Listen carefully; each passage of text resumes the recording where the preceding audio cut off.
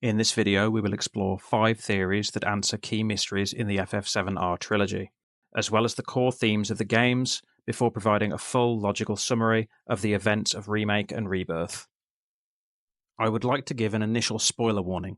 This video will contain spoilers for the original FF7, Traces of Two Pasts, FF7 Remake, and FF7 Rebirth. If you haven't played all of those titles, then I would not recommend that you continue with this video. If you haven't seen any of my previous videos, I would like to offer an additional warning. In solving 5 of the major mysteries of the Rebirth project, a key developer intention becomes apparent. That being one of the intentions of the new B-plot elements of the R Trilogy. The B-plot, which contains most of the major new elements, whispers, time travel, multiple dream worlds, empty materia, etc., overlaps the original story and serves multiple functions. One of those key functions is to allow us as an audience to re-experience the key emotions of FF7 that would otherwise be spoiled by knowing the plot of the game, either from playing the original or through cultural osmosis. If a sense of mystery dominated a sequence in the original game, it is mirrored in the B-plot at a similar place and time. If a major shock, surprise, or twist exists in the original story, a surrogate sequence now exists within the B-plot, allowing us to re-experience the key emotional beats of FF7, re-experiencing the game with fresh eyes.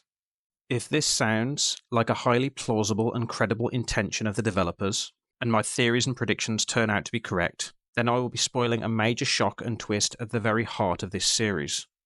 Most likely, the core concept of the Remake project's conception. If avoiding this spoiler is enough to make you opt out, but you have concerns that the new elements of the story are superfluous, random, purely for the sake of making changes, and could not be tied together in any meaningful way, I will offer my assurance that all the new additions and changes follow a strict internal logic for the sake of delivering a story through its mechanics that stays faithful to the original themes of FF7. You should probably stop watching now and save yourself for what I think will be an effective and satisfying finale. Let's quickly summarise the key theories I'm relying on to perform my reading of the whole story. Dream worlds and how the Lifestream functions. I believe that the worlds between worlds, or dream worlds, are an until recently dormant system that was used by Gaia to gradually construct and decide its own fate. Each possibility within this system had the potential to become the planet's material reality. Only one did, becoming the planet's chosen or ideal reality, or ideal dream of itself. This system has been reactivated at the end of FF7 Remake. Sephiroth's goal. Sephiroth's goal is to extend the lifespan of the planet. The language used is vague. A literal reading would be that he intends to simply change the course of the planet's destiny, forcing it to adopt a new path that he can direct indefinitely. A more metaphysical reading would be that he wants to change the very nature of reality to a merged world that exists indefinitely and where death is obsolete. I believe these are the 2 extremes of interpreting his goals. It may likely be one, the other, or something in between. The next 4 key theories are explored in greater detail in my 3 videos, linked in the description. The empty materia. The black materia was made from a white materia. They both have parity with one another. The black was made by pouring the Geese dreams of oblivion into it. The black materia's contents are hidden or exist between worlds, the same location as the dream worlds that we visit. The white materia also connects between these worlds. We can infer that the black and white materia are both connected to, or powered by, hopes and dreams. The empty materia will most likely connect to these dream worlds in Part 3. How Omni Sephiroth and Omni Aerith function. Omni Sephiroth and Omni Aerith both exist in the Lifestream in the future. This is a pseudo-sequel. Both are connecting to and operating through past versions of themselves in the living world and alternate versions of themselves in the dream worlds. Sephiroth communicates through his mother's alien reunion ability, which should not be allowed inside the Lifestream as it bends the rules. Cloud reinforces this as he has S-cells and we see him dreamwalking and synergizing with Zack between worlds. Aerith operates through the white materia that connects to and through the Lifestream. This next mystery is the big one. Understanding this effectively spoils all the major surprises of the whole R Trilogy and Part 3. If each of my explanations sounds plausible to you, and I'm hitting 4 for 4, then consider this your final warning. Now would be a good time to stop watching to avoid further spoilers. Sephiroth's battle plan. Sephiroth's goal is to change the future and to permanently extend the life of the planet. It is apparent that he needs Cloud's help, and by extension, the players, to achieve this. He has manipulated us into defying fate and wrenching open the planet's system for imagining its own future, the dream worlds. At the end of Rebirth, he manipulated us again into being strong enough to parry and deflect his blade, creating a variant world in which Aerith lives. This will align our goals with his in a bid to bring her back. There is evidence to suggest that only Cloud could achieve this, potentially being an agent of Gaia, touched by fate. Feeding the planet. In addition to getting Cloud and the player on side, Sephiroth also needs to convince the planet to play along with his plan.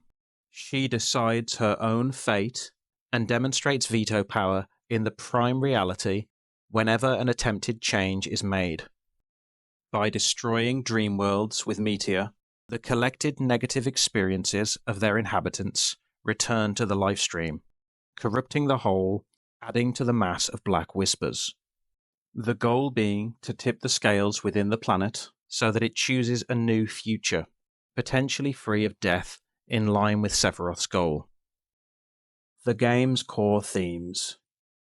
Understanding the core themes of the R Trilogy will help keep us on the correct path when interpreting and predicting its story. The core themes are hopes and dreams, destiny, and accepting death. The devs have explained that the acceptance of death is the primary theme of the R Trilogy that we are moving towards. Destiny, hopes, and dreams are thematic motifs that appear throughout the story and are impossible to miss. These three primary themes all converge within the cosmic world-building of the R Trilogy. Nojima has explained that understanding Yogacara Buddhism and Carl Jung's collective unconscious can help us understand the story. Combine this with the Gi's description of the death of their star, which was subsumed by Gaia. We can infer that the world is constructed from collective memories, hopes, and dreams. The world exists as a part of its own life cycle, born from the dying dreams of another world. Those dreams are given new life and meaning as they are reborn through Gaia. Gaia itself is destined to die. Its dreams will again be reborn with new form in the next generation of planet. This is the life cycle occurring at the cosmic scale, meaning the lives of Gaia's inhabitants are a part of a greater whole, an endless cycle of death and rebirth where we may die but never truly end. Our actions, memories, hopes, and dreams echo out into eternity, shaping destiny through causality or the butterfly effect, diminishing in volume over time down to the sound of a whisper. They are threads of fate, weaved by acts of agency, not fickle deities. To defy destiny is to defy the whispers of all who preceded us, including those we love the most. This reading of the themes can be found at the cosmic, planetary, cultural, social, and individual levels of the story's world building. We will all die, but we live on through the next generation. Our matter, energy, and ideas reborn and given new meaning, but also enriching the next generation and all future progression. We never truly end. This is how we accept and find beauty in the transcendence of death. The story so far. Sephiroth was defeated by Cloud at the end of classic FF7. He experiences the inner workings of the Lifestream and discovers that he can whisper back to and communicate with his past self and mother. He seeks to change the future and by extension his own fate. He has become aware of the planet's internal mechanism that it used to imagine its own existence. Sephiroth manipulates the party into defeating the Arbiter of Fate, causing this system to be opened, by allowing Cloud to strike him at the end of Remake, splitting off the first diverging dream world. In Rebirth, we experienced dream worlds both positive and negative, some fearful and bitter regarding their fate, others accepting of it. We learn that the Gi created the black materia by pouring dreams of oblivion into a white materia, insinuating that these materia are powered by or connected to the dream worlds. Aerith's white materia was erased by the Whispers, as it most likely would have hampered Sephiroth's plans, as it connects all the dream worlds to the primary world. Aerith uses Cloud to smuggle the contents of the white materia back into the primary world. We see that Sephiroth has begun merging worlds using Materia in order to feed the planet with negative Lifestream, the goal being to change the planet's opinion on the nature of life and death and which future is correct. Sephiroth has subtly and gradually enhanced Cloud's strength and offered him his blessing, priming Cloud to parry Sephiroth's blade at the Forgotten Capital. His goal, to create a dream world in which Aerith still lives to gain leverage over both Cloud and the player. In the primary world, Genova creates illusions of Aerith to further manipulate Cloud as we move into Part 3. This is Part 1 of 3, breaking down my complete explanation of the FF7 R Trilogy. The full video can be found on my channel here. Parts 2 and 3 offer my predictions for Part 3 and revelations on the game's secret structure. They will both be coming soon.